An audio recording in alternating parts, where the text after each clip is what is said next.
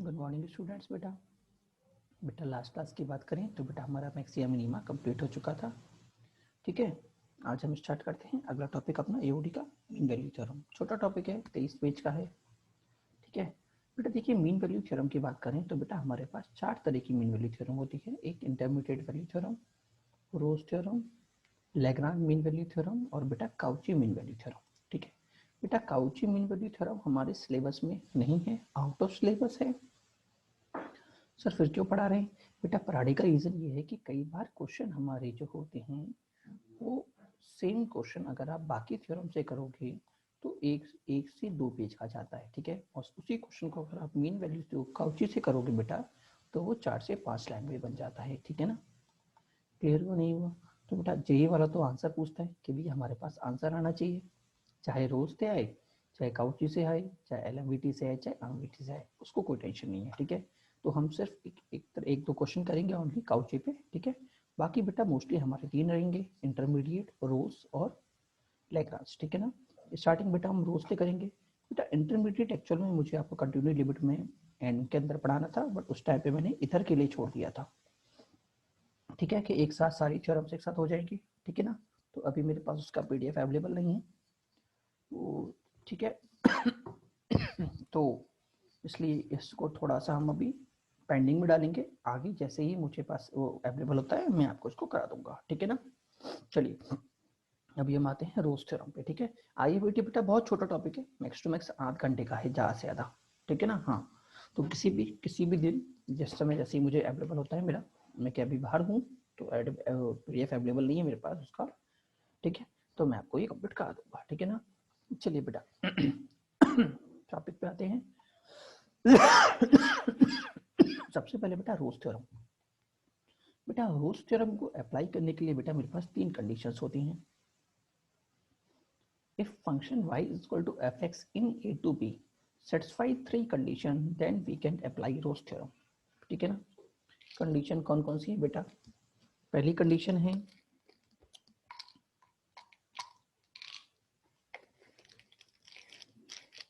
fx is continuous in a to b, fx is differentiable in a to b, and f of a is equal to f of b. ठीक है, then according to Rolle's theorem there must be at least one point x is equal to c between a to b where f dash c is equal to 0. बेटा जरा समझना, examiner क्या बोल रहा है कि अगर मेरे पास कोई फंक्शन कंटिन्यूस और डिफरेंशिएबल है और उसके एक्सट्रीम पॉइंट, मतलब मान लो ये मेरा a है और ये मेरा b है। ठीक है, तो उसके कॉर्नर पे अगर वो इक्वल है, ठीक है, ये हाँ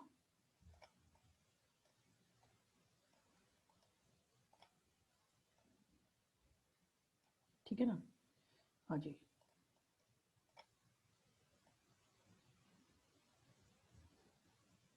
ठीक है ना, अगर f of a is equal to f of b है,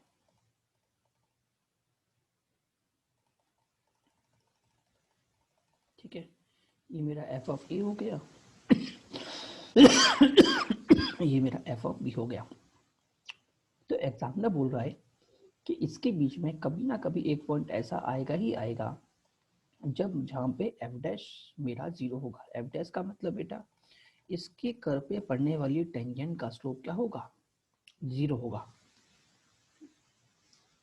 क्या समझ में आया नहीं आया? हाँ जी, ये सी, तो ये बोल रहा है x is equal to C where C belongs to A to B. A से बी के बीच में कोई ना कोई एक पॉइंट तो होगा जहाँ पे मेरा कर्व का स्लोप क्या हो जाएगा? 0 हो जाएगा।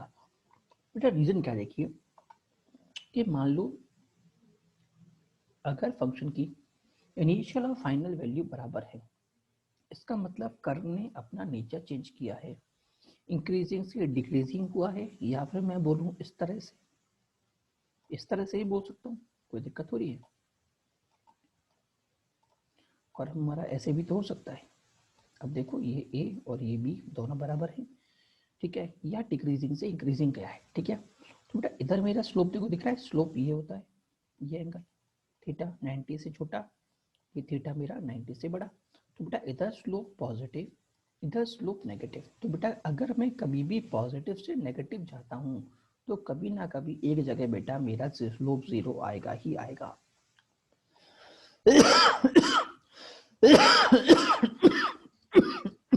समझ में आया नहीं आया? सेम बेटा इधर इसका स्लोप नेगेटिव, इसका स्लोप पॉजिटिव।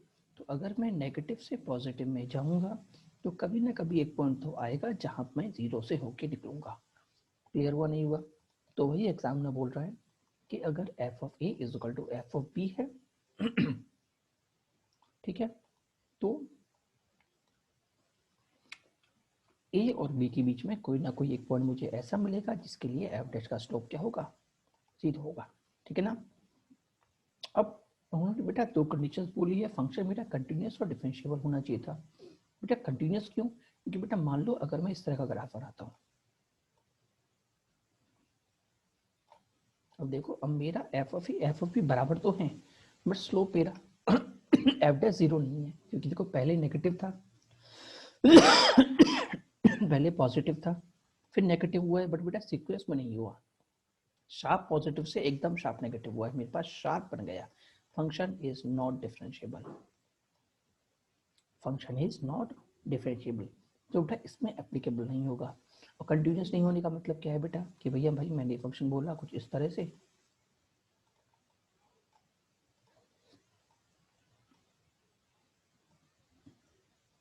अब देखो इस केस में बेटा मेरे पास कभी भी वो नहीं आया, क्यों? फंक्शन मेरा कंटिन्यूस नहीं है, फंक्शन मेरा टूट गया। ठीक है, अब चाहिए दोनों वैल्यूज बराबर क्यों ना हो, बट कंटिन्यूस ना होने की वजह से बेटा वो मेरा वैलिड नहीं होगा। ठीक है, तो कंटिन्यूस और डिफरेंशिएबिलिटी मस्ट कंडीशन है, और तीसरी कंडीशन हमारी F of A is equal to F of B. ठीक है, चलिए converse of Rolle's theorem is not true. Converse of Rolle's theorem का मतलब कि अगर एफ डैश मेरा 0 है तो मैं ये नहीं बोल सकता कि ये तीनों कंडीशन फुलफिल होंगी। जो बेटा एफ डैश 0 तो कैसे भी हो सकता है, मान लो ये मेरा कर्व हो गया, यहाँ पे देखो एफ डैश 0 जा रहा है, जा रहा है, और मैं आगे तोड़ देता हूँ, क्या ना तो मेरा एफ और एफ भी बराबर है, देखो बराबर भी नहीं है और कंटिन्यूस भी नहीं है, बट एफ डैश मेरा 0 है। तो एफ डैश 0 होने का मतलब इसका मतलब कन्वर्स मेरा ट्रू नहीं है। ठीक है, type 1 check applicability of Rolle's theorem. Beta fx is equal to ex sin x where x belongs to 0 to pi. Check applicability of Rolle's theorem. Rolle's theorem बेटा तीन कंडीशन थी। पहला कंटिन्यूस, तो बेटा हम जानते हैं e की power x continuous, sin x continuous, continuous into continuous continuous. ठीक है, हम बात करते हैं डिफरेंशिएबिलिटी की। देखो फंक्शन को डिफरेंशिएट कर दो। देखो आपको मैंने, अगर आपको याद हो तो बेटा मैंने डिफरेंशिएबिलिटी पे आपको एक कॉन्सेप्ट समझाया था कि अगर किसी फंक्शन की डिफरेंशिएबिलिटी को चेक करना हो तो आप फंक्शन को डिफरेंशिएट करो और चेक करो कि वो एग्जिस्ट कर रहा है कि नहीं कर रहा। अगर एफ डैश मेरा एग्जिस्ट कर रहा है हर एक पॉइंट में, इसका मतलब फंक्शन मेरा डिफरेंशिएबल है। ठीक है, आपको याद हो तो डिफरेंशिएबिलिटी मैंने बताया था, checking point of differentiability by existence of differentiability. याद है? याद नहीं है? चेकिंग पॉइंट ऑफ डिसकंटिन्यूटी और non differentiability by existence of differential function. याद है? हाँ, तो मैंने फंक्शन को डिफरेंशिएट कर दिया, e की power x cos x plus e की पावर x sin x। ठीक है, अब बेटा देखो पूरा फंक्शन मेरा 0 से पाई में एग्जिस्ट करेगा, इसका मतलब fx मेरा डिफरेंशिएबल। पहली कंडीशन फुलफिल, दूसरी कंडीशन फुलफिल। अब तीसरी कंडीशन देख लेते हैं, एफ ऑफ 0 और एफ ऑफ पाई दोनों क्या होंगे? 0। That is F of 0 is equal to F of pi. Rolle's theorem is applicable in 0 to pi. इसका मतलब क्या है बेटा? इसका मतलब कोई ना कोई सी एग्जिस्ट करेगा 0 से पाई के बीच में, जिसके लिए मेरा डैश 0 होगा। ठीक है, तो डैश को 0 रख दिया। अब हम जानते हैं बेटा ये तो कभी 0 दे नहीं सकता, तो 0 कौन देगा बेटा? ये देगा। ठीक है। तो sine C plus cos C is equal to 0, sine C is equal to minus cos C, तो tan C is equal to -1, that is 3π/4। और बेटा ये मेरा 0 से लेके पाई के बीच में एग्जिस्ट कर रहा है। क्लियर हुआ नहीं हुआ? आगे चेक एप्लीकेबिलिटी। सबसे पहले ये कंटिन्यूस ही नहीं होगा, x इक्वल टू 0 पे जो कि इस डोमेन में आ रहा है, नॉट डिफाइन हो जाएगा। ठीक है ना? ये फंक्शन डिफरेंशिएबल, ये फंक्शन जो होगा बेटा नीचे वाला फंक्शन, ये बेटा x इक्वल टू 0 पे बेटा नॉन डिफरेंशिएबल हो जाएगा, तो ये भी काम नहीं चलेगा। tan फंक्शन डिसकंटिन्यूस हो जाएगा π/2 पे, ये भी नहीं होगा। और बेटा ये तो हम जानते हैं डिसकंटिन्यूस होता है एवरी इंटीजर, तो यहाँ पे x इक्वल टू 2 पे डिसकंटिन्यूस होगा, तो ये भी नहीं होगा। ठीक है ना? चलिए अगला क्वेश्चन देखिए बेटा।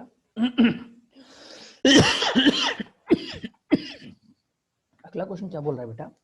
If fx is equal to ax³ plus bx² plus 11x minus 6 where x belongs to 1 to 3, satisfy Rolle's theorem. f dash is equal to 2 plus 1 upon root 3 is equal to 0, find a and b. बेटा Rolle's theorem की condition क्या होती है कि दोनों extreme point पे बराबर होंगे, तो 1 डालिए और 3 डालिए, मुझे क्या मिलेगा 1 डालने पे? a प्लस बी प्लस 5, देखो a प्लस बी 11 माइनस 6 5, 3 डालने में क्या मिलेगा बेटा? 27, 9, 33 माइनस 6 27। ठीक है, तो बेटा यहाँ से मुझे पहला रिजल्ट मिला 13a plus 49b plus 11 is equal to 0। ठीक है, अब बोल रहा है f dash this is equal to 0, तो डिफरेंशिएट कर ले, तो मुझे क्या मिलेगा? 3ax² प्लस 2bx प्लस 1 मिलेगा। बेटा x की जगह ये वाला बिंदु डालना पड़ेगा आपको, तो क्या हो जाएगा? 2 प्लस 1 अपॉन रूट 3 का whole square plus 2b 2 plus 1 upon root 3 plus 11 is equal to 0।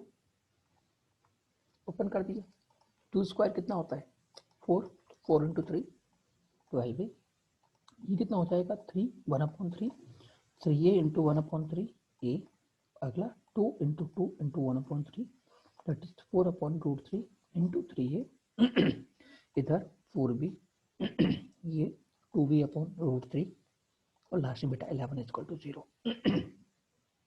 अब बेटा मुझे इसको यूज करके यहाँ से रिलेशन निकालना है। अगर आप इसको रीअसेंबल करोगे तो बेटा आपको मिलेगा 13a plus 12b plus 11 plus 4 root 3a plus 2b upon 13। बेटा इसकी वैल्यू बेटा यहाँ पे ऑलरेडी 0 दे रखी है, तो इस पूरे को हटा दो। ठीक है, पूरा 0 हो गया, तो बेटा यहाँ से मुझे क्या मिल गया? 4 root 3a is equal to minus b minus 2b upon root 3, तो बेटा मुझे यहाँ से a मिल गया माइनस b अपॉन 6, और माइनस b अपॉन 6 को अगर मैं इस फंक्शन में डालूंगा तो मुझे क्या मिलेगा? देखो 13 a की जगह minus b upon 6 plus 4b is equal to minus 11। Simplify किया बेटा, यहाँ से आपको a मिल जाएगा, b मिल जाएगा माइनस का 6। अगर b माइनस का 6 तो a मेरा कितना आ गया? 1।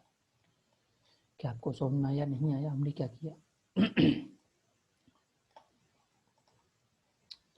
ठीक है, इधर बेटा जो मेन बात है, इसको डालने से बच्चा डर जाता है। ठीक है, हाँ, वैल्यू को आपको डालना पड़ेगा, जेई में थोड़ा कर सिखाना पड़ेगा। ठीक है ना? हाँ। अगर आप अल्टरनेट सोच पा रहे हो उसका तो कोई दिक्कत नहीं है, बहुत अच्छा। बट आप नहीं सोच पा रहे तो बेटा वैल्यू डाल के आंसर निकालना आपको पड़ेगा। ठीक है, चलिए अगला क्वेश्चन बेटा है fx satisfy Rolle's theorem in 1 to a, then this मैं नहीं बताऊंगा, ये आपका होमवर्क है, अपने आप करना है। ठीक है, 0 आंसर है। ठीक है ना? बेटा अगली हेडिंग है हमारी रूट थ्योरम। क्या है? Root theorem.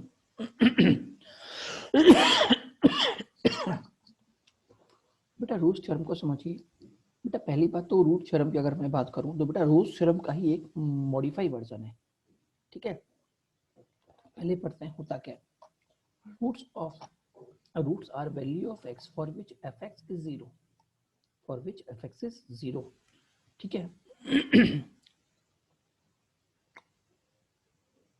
अब आप समझिएगा, if F dash X is equal to zero, अगर कोई भी बिंदु एफ डैश ए, कोई भी फंक्शन ए पे, कोई भी किसी फंक्शन का डिफरेंशिएशन ए पे अगर जीरो दे रहा है, मतलब एफ डैश ए अगर जीरो है, इसके मीनिंग समझना बेटा, इसका मीनिंग क्या है।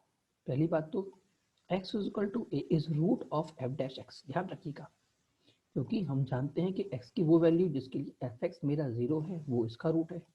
तो एफ डैश मेरा जीरो किसके लिए हो रहा है, ए के लिए हो रहा है। इसका मतलब x is equal to A F dash X का एक रूट है। क्या आपको समझ में आया ये बात? ठीक है। दूसरी बात बेटा, और क्या बोल सकते हैं हम, x is equal to A is roots of derivative of F X, मतलब ये एफ एक्स के डेरिवेटिव का रूट्स है, वही ऊपर वाली बात हमने फिर से बोली है। तीसरा पॉइंट समझिएगा, x is equal to A F X is A tangent where tangent is parallel to X axis, मतलब अगर एफ डैश मेरा जीरो है तो x is equal to A पे एफ एक्स पे पड़ने वाली tangent parallel to X axis होगी। ठीक है। अब बेटा यहाँ पे काम की बात समझना, देखो अगर मैं क्यूबिक फंक्शन लेता हूँ तो कितने रूट्स आएंगे, 1 2 3।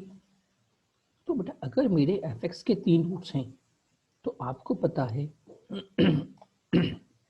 अगर हम रोल्स थ्योरम अप्लाई करते हैं तो दोनों की वैल्यू बराबर है, फंक्शन मेरा कंटिन्यूअस है, तो इन दोनों के बीच में कोई ना कोई एक पॉइंट तो आएगा जब एफ डैश जीरो होगा। तो एक एफ डैश जीरो मेरा यहाँ मिलेगा और बेटा एक एफ डैश जीरो बेटा मुझे यहाँ मिलेगा, मिलेगा नहीं मिलेगा। इसका मतलब अगर किसी फंक्शन के 3 रूट्स हैं तो डैश के कितने रूट्स होंगे, 2। जैसे मान लो इधर कितने रूट्स आ रहे हैं, 1 2 3 4 5 6, तो उसके डैश के कितने रूट्स होंगे, 1 2 3 4 5, डैश के कितने रूट्स हैं, 5। क्लियर हुआ नहीं हुआ? अब आप कहोगे सर ये तो सिर्फ रियल रूट्स के लिए, अगर इमेजिनरी रूट्स चले गए तो हम क्या बोलेंगे। तो बेटा इमेजिनरी में बेटा ये चीज फॉलो होगा, ध्यान रखिएगा, between n roots of F X there must be at least n minus 1 roots of F dash X. ठीक है, एफ डैश एक्स के n माइनस 1 रूट्स होंगे ही होंगे। ठीक है, एग्जांपल देख लेते हैं। मान लो बेटा ये मेरा 6 डिग्री की क्वेश्चन थी, तो देखो ऐसे मूव किया, देखो अगर आपको याद हो तो मैंने आपको बताया था कि जितने डिग्री उतना मूव, जैसे एक्स स्क्वायर में लेता हूँ उससे एक का कम मूव, तो फंक्शन मेरा एक बार मूव करता है, एक बार एक मोड। एक्स क्यूब की अगर मैं बात करूंगा, एक्स क्यूब प्लस समथिंग की बात करूंगा क्यूबिक पॉलिनोमियल की, तो फंक्शन मेरा कुछ इस तरह से जाएगा, इस तरह से इस तरह से जाएगा। कितने मोड्स, 2 मोड। ठीक है ना, x cube plus 2x square plus 3 की बात करूंगा, ठीक है ना। अगर मैं 4 डिग्री की बात करूंगा तो बेटा फंक्शन कुछ इस तरह से आएगा, तो कितने मोड, 1 2 3। ठीक है, तो अगर 6 डिग्री की बात करूंगा बेटा, इसका मतलब इसमें कितने मोड आएंगे, 1 2 3 4 5। ठीक है, बट सर फिर भी सर अगर ये कॉन्सेप्ट हम अगर प्रॉपरली देखना चाहें तो कैसे देखेंगे बेटा। देखो अगर आप एक बार समझिएगा कि इमेजिनरी रूट्स क्या होता है बेटा, देखो मेरे पास अगर मैं ये ग्राफ बना रहा हूँ तो मैं बोलूँगा ये इसके रूट्स इमेजिनरी है, तो इमेजिनरी होने का मतलब क्या है बेटा, काल्पनिक। अगर मैं इस लाइन को एक्स एक्सिस को इमेजिन करता हूँ, कल्पना करता हूँ कि ये लाइन खिसक के ऊपर आ गई है, क्या आ गई है, ऊपर आ गई है, तो ये काटेगी, इसको काटेगी नहीं काटेगी। तो इसने इस लाइन को काटा, वो रियल में काटा कि इमेजिनेशन में काटा, इमेजिनेशन में, तो उसके कितने इमेजिनरी रूट हुए, 2 इमेजिनरी रूट्स। तो अगर ये लाइन इसको रियल में काटे तो रियल रूट्स, और इमेजिन करने पे, शिफ्टिंग करने पे काटे तो बेटा इमेजिनरी रूट्स।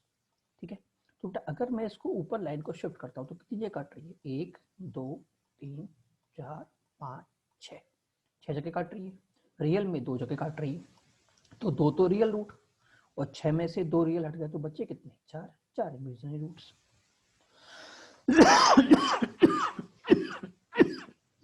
क्लियर हुआ नहीं हुआ? तो बेटा रूट्स चाहे रियल हो चाहे इमेजिनरी हो, मेरा एफ डैश कितना देगा, 5, मतलब जितनी मेरी एक्स की डिग्री होगी, हाईएस्ट डिग्री, उससे एक कम मेरे एफ डैश के रूट्स होंगे। क्या आपको समझ में आया नहीं आया? अब एक बात और समझना, double dash double dash double dash double dash double dash क्या होता है? देखो बेटा, ये फंक्शन था 1 2 3 4 5, एफ एक्स के 5 रूट, डैश के 4 रूट, 1 2 3 4। अब बेटा देखो सोचना, ये स्लोप मेरा पॉजिटिव, ये स्लोप मेरा नेगेटिव, ठीक है, ये कॉनकेव डाउन, ये कॉनकेव अप। इसका मतलब एफ डैश इधर नेगेटिव था, इधर पॉजिटिव था। तो बेटा जब उसने अपना फ्लक्चुएट मारा इस पॉइंट पे, तो इस पॉइंट पे एफ डैश क्या होगा? ये पॉइंट ऑफ वो है इन्फ्लेक्शन। इस पॉइंट पे एफ डैश मुझे क्या देगा? 0। एफ डबल डैश क्या देगा? 0। तो ये क्या होगा? ये बेटा एफ डबल डैश का रूट होगा। ये भी एफ डबल डैश का रूट होगा, क्योंकि कॉनकेव अप से कॉनकेव डाउन गया है। और बेटा ये भी मेरा एफ डबल डैश का पॉइंट होगा। क्या आपको समझ में आया नहीं आया? तो एफ डबल डैश से कितने रूट्स आ गए? 3 रूट्स आ गए। क्लियर हुआ नहीं हुआ? हाँ जी, एफ डबल कितने रूट्स आ गए? 3 रूट्स आ गए। ठीक है। ये देखो लिखा हुआ है कॉनकेव डाउन कॉनकेव अप, तो पक्का इस पे एक जगह एफ डैश 0 हुआ होगा। ठीक है, कॉनकेव डाउन और कॉनकेव अप के बीच में कभी ना कभी एफ डैश 0 हमारा होता ही होता है, अगर मेरा फंक्शन कंटिन्यूअस और डिफरेंशिएबल है तो। ठीक है। अब बेटा एक बात और समझना, बेटा जब मैं इस जगह कर्व को, मान लो ये हम जानते हैं टच पॉइंट हो रहा है, तो बेटा ये एक्चुअल में 3 रूट एग्जिस्ट कर रहे हैं इसके अंदर। तो मेरे एफ एक्स के रूट एग्जिस्ट कर रहे हैं, और बेटा एक मेरा एफ डैश का रूट एग्जिस्ट कर रहा है। बहुत अच्छी बात है, ये ध्यान रखिएगा। हाँ ठीक है। और दूसरा बेटा हम यहाँ पे एक बातों में समझाता हूँ कि ये जो रोल्स थ्योरम है ना, वो एक्चुअल में रोल्स थ्योरम का ही मॉडिफाइड पार्ट है। क्योंकि बेटा हम बोलते हैं कि हम यहाँ पे रूट्स की बात कर रहे हैं, रूट्स का मतलब ये 2 रूट्स, ठीक है। और अभी मैंने बोला था रूट्स का मतलब उन दोनों पे वैल्यू, अगर किसी फंक्शन के 2 रूट्स ए और बी हैं, इसका मतलब ए और बी पे वैल्यू क्या होगी? 0। इसका मतलब F of A is equal to F of B. Function मेरा कंटिन्यूअस है, तो उनके बीच में पक्का कोई ना कोई एफ डैश सी होगा, जिसके लिए बेटा मेरे पास फंक्शन का स्लोप क्या जाएगा? 0। तो एक्चुअल में जो रूट्स थ्योरम है वो आपका रूट्स थ्योरम का ही मॉडिफाई वर्जन है। ठीक है।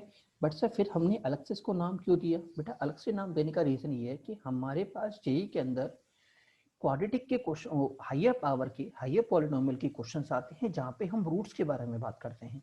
आपने देखा होगा कई सारे क्वेश्चन आपको फंक्शन में मिले होंगे, ठीक है, आप पेपर सॉल्व करते होंगे तो वहाँ पे भी आते होंगे। तो बच्चा कई बार क्या करता है, कंफ्यूज हो जाता है, वो समझता है कि ये सारे क्वेश्चन हमारे फंक्शन के या क्वाड्रेटिक के हैं, बट बेटा वो एक्चुअल में क्वेश्चन एओडी के होते हैं। क्या क्लियर हुआ नहीं हुआ? ठीक है। आज की क्लास इज ओवर। अगली क्लास से बेटा हम यहीं से कंटिन्यू करेंगे एग्जाम्पल से। ठीक है। चलिए एक क्वेश्चन और कर लेते हैं। वैसे इफ एफ एक्स की अगर ये वैल्यू दे रखी है, तो आपसे पूछा है एफ डैश 0 कितने रूट्स होंगे? तो बेटा सिंपल सी बात है, 1 2 3, 3 रूट्स हैं, तो एफ डैश कितने रूट्स होंगे? 2। तो 3 वाला तो कट गया, अब 2 वाले 2 ऑप्शन है। ये बोल रहा है कि दोनों रूट्स 2 और 3 और 3 एंड 4 के बाद में होंगे, बीच में होंगे। ये बोल रहा है कि 3 और 4 एंड 4 एंड 5 के बीच में। हम अपना देख लेते हैं। बेटा हमें पता है पहला रूट तो 1 और 2 के बीच में बनेगा यहाँ पे, जो कि ना तो इसमें है ना तो इसमें है, तो ये भी गलत, ये भी गलत, ये भी गलत। आंसर क्या होगा? None of this. दोनों रूट्स 1 और 2 और 2 और 3 के बीच में होंगे। ठीक है। चलिए बेटा यहाँ से हम अगली क्लास में करेंगे। ठीक है, चलिए आज की क्लास इज ओवर। बाय बेटा।